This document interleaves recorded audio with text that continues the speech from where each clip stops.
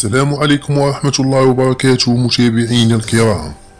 في مشهد مؤثر هز منصات التواصل الاجتماعي ظهرت التيك توكر المغربية المعروفة بماها، وهي منهارة تماما بالبكاء خلال بث مباشر عبر حسابها على تيك توك.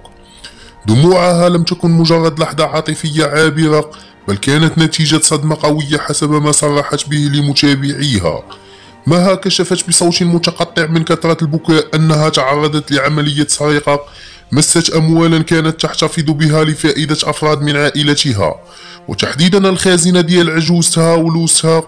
وقالت بحرقة كبيرة: بغاو يسرقوني، ضاعوا لي فلوس العائلة، كنت باغا نحل المشكل بطريقة سلمية، وصلت حتى باش نعطي الرشوة باش نتهنى، ولكن الأمور زادت تعقدات وضربوني وزادوا هانوني.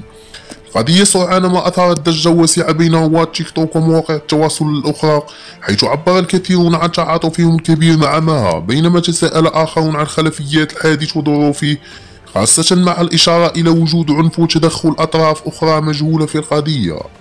التيك توكر ماها معروفة بمحتواها اليومي والعفوي، وهذا الفيديو يعتبر من أكثر اللحظات الشخصية والإنسانية التي شاركتها مع جمهورها، ما زاد من وقع الصدمة على متابعيها الذين طالبوا الجهات المعنية بفتح تحقيق وإنصافها.